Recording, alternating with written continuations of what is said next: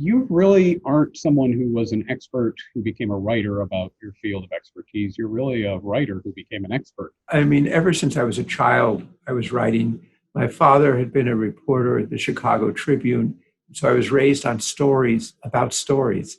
And, I just started doing it. And so whether I was in grade school, in high school, in college, I was always starting publications and always writing. And just kind of part of my identity that I just assumed I would do that.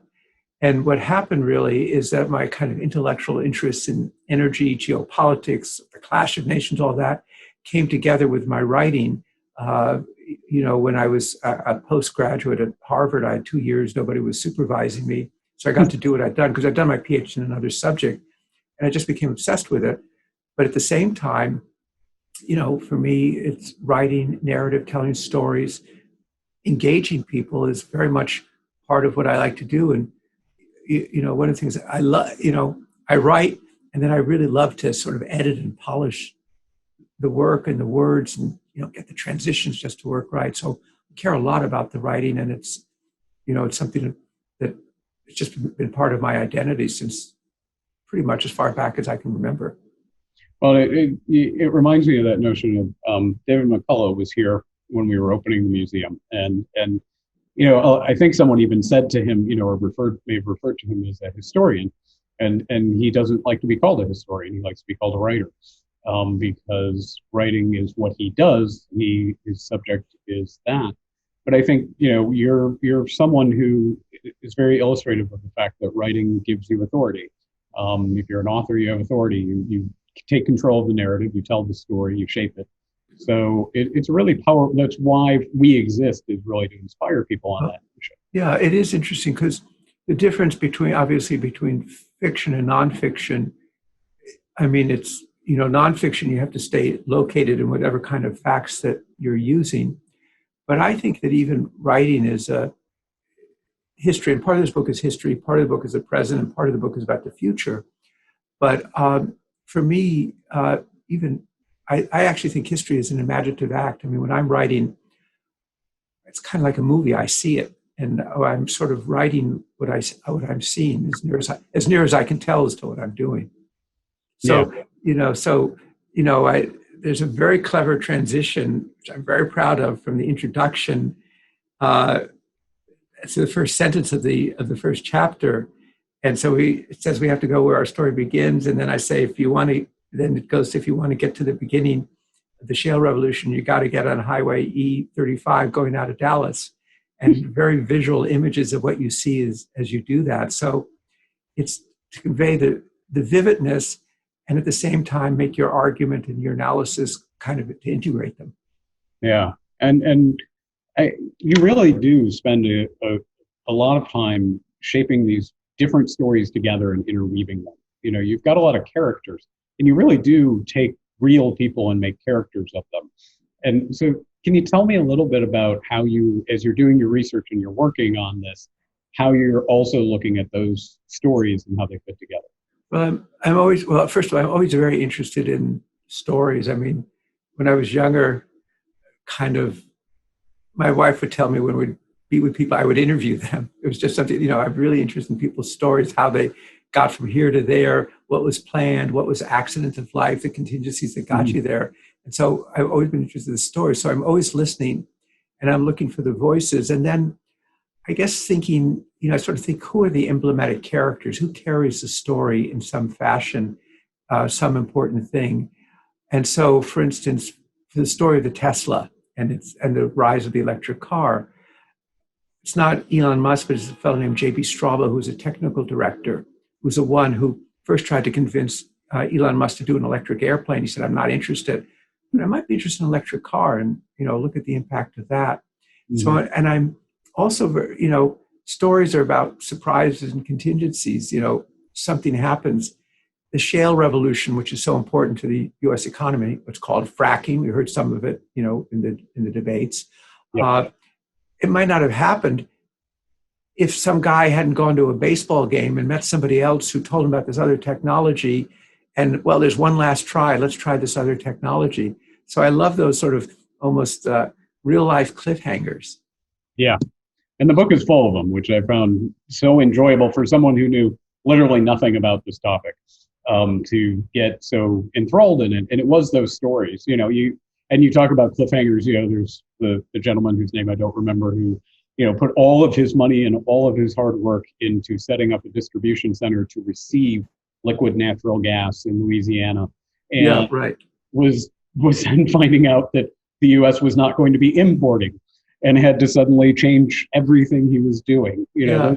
Great story. Yeah, a fellow named, that's right, Sharif Suki. I mean, an amazing story. He's invested billions of dollars and then finds out it's all wrong. It's not going to work. The U.S. is awash in natural gas, and can you turn it around? And he's not a big company. He's a guy. Yeah. Yet, it makes it happen. Yeah. A little bit, if you don't mind, about the about this process a little bit more too for you, which I read about you, and I just want to explore a little more, is this notion of how you write, which is very much like Maya Angelou, and I don't know if you know that. But can you talk a little bit about your physical process of writing? I should build up a sketch, and I feel that when I'm writing, what I'm doing is I'm building up a sketch of, it almost looks like a sketch on a page, and I put this piece there and that piece there, and start to connect them and trying to get the flow. And the reason I do longhand is because, if we're sitting at a computer, we're like this. And if you're longhand, you can stretch out on a couch and be a bit more in a dreamlike state. And I once remember reading that Dickens would describe as sort of in a half dreamlike state writing. Now, not Dickens, but he did write longhand, clearly, and he didn't have a computer or even a word processor or a typewriter. And I just find that process is very helpful for creating that sort of integrated flow of of stories and so forth. So I do that. Then the physical. Well, first, of course, the first thing you do is you jump in, you swim into it. I mean, I did not map out the new map. What I did is I take one part, get into it, and let the material kind of lead me to where I'm going. Where is this story going? So I'm following the story too. What's the outcome? And then I get there, and I've forgotten everything over there. I'm not thinking about there. I'm just focused on that. Shape that in the way I described. Then the physical process. Then I have to admit my handwriting is getting worse. So I have to, then I have to pretty quickly put it into the, into computer, start typing, shaping it that way. And then, of course, what you have with the computer is you have that flexibility to move things around. Is this in the right place? Where does the verb belong in the sentence? And all those kind of questions. And what I learned from my 10th grade writing teacher is transitions. How do you move from one point to another?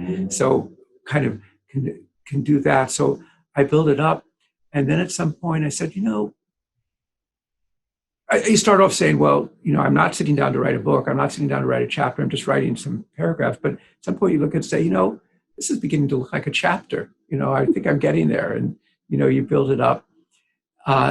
Then the other thing, somebody once said to me, an editor, you need to know everything, but your readers don't. Then you have to, then you have to get it. You have to get it down. So the prize, the book you mentioned, is like 900 pages. The Quest was 700 pages. This is, if you don't include Roman numerals, is 491 pages. Age, and you have to, so the process of cutting. Then the other thing I do, which is a little odd maybe, is I read it aloud to myself, and does that flow. And when you do that, because you're so involved and invested in the words that if you don't do that, something that's slow, you don't see things. And that sort of gives you more of that flow that you want. So that for me is kind of the process. There's always what the psychologists call approach avoidance. I'm not somebody who writes, 4 hours a day every day. I mean, because I do other things, and it's, so big blocks of time. But just to say, okay, I think I'm here now. I think I can do this, and just start sketching and see where it goes. So that for me is the process. Yeah, it's very interesting. And like I said, both your notion of writing longhand and that kind of lying back or lying down. I don't know if you knew that. It's here in the museum. We talk about Maya Angelou's process at one point, and she wrote longhand on yellow legal pads in a hotel room normally, lying down. Oh, really? Yeah, Oh, yeah, good. that was her process. She had a typewriter and she had other machines, but that was how she started all drafts, was in that Yeah. same process. Well, it's just, you're just connected in a different way. Uh, you're just connected in a different way, I think. And And as you say, you're more in that, I'm sure for her, it was the same thing, more in that sort of, not dreamlike, but sort of semi-dreamlike state. now, you and I talked about this briefly, but I'm kind of curious on you've got a book that is, you've talked about how you shaped it and how you kind of worked through the process of it. But as you mentioned, it's 492 pages. A number of those pages are footnotes. Yeah, And so actually the real book is shorter than 491 yeah, pages. I want to make that clear.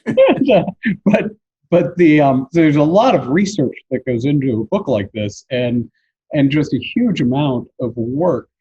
But this book is also incredibly timely. You're literally talking about COVID. Can you talk a little bit about how long you were working on this book and how long you went until it went to the printer? Sure. So I think I worked on it about 4 years, piece by piece. And pretty much by last winter, it was pretty much shaped where it was going. I still hadn't done the two most difficult things I find, which is to write the conclusion and the introduction, which is what you want the reader to take away and why you wrote the book. And I always feel that the introduction really needs to be a roadmap telling, where this book is going to go. Mm-hmm. And then, of course, we, in our company, we put on this conference with 6,000 people every year.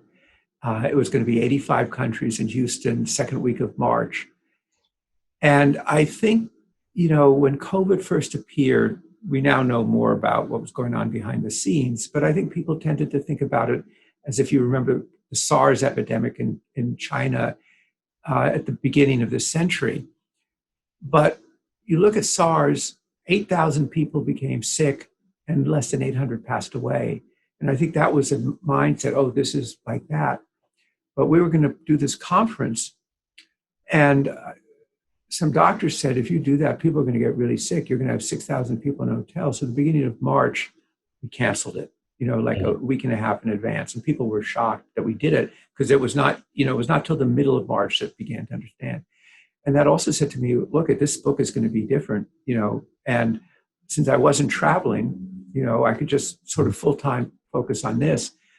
So between March and July, I really looked at every part of the book about, like, let's say, ride hailing, Uber.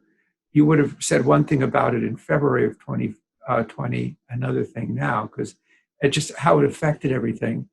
And then determined that obviously I was going to write a new chapter, because it was not only about the virus, but it was to the energy world. I mean, we had what I call in the new map an economic dark age. Now I'd call it an economic twilight zone. Still a very serious, threatening economic situation on top of the health situation. But you had this collapse in oil prices, and suddenly Russia and Saudi Arabia declaring an oil war against each other. And these very dramatic events in which the United States had become the world's number one oil producer. And Donald Trump had said, I hate OPEC. But then he realized that he had this big domestic industry which had before COVID 12.5 million people, might collapse. You had something called negative prices. People producing oil were paying people to take their oil away because there was so much oil in storage. And so you had this very dramatic series of events, great geopolitical drama between U.S., Russia, and Saudi Arabia. And then I was able to continue to sort of pursue it. And so finally in mid-July, you get sort of, they said you one pass, they call it, like your galleys. I was now on the third pass. And they said, if you keep doing that, you're not going to have an index. So I thought, well, a book like this needs an index. So it was about that point in mid-July that they finally, that famous phrase, you don't finish a book, your publisher takes it away. Penguin took it away. And they were quite right. And within 2 months, amazingly, the book was published. So I was, so I think if anybody reads it, they'll feel this book caught the curve. This book is about where we are now, not where we were several months ago.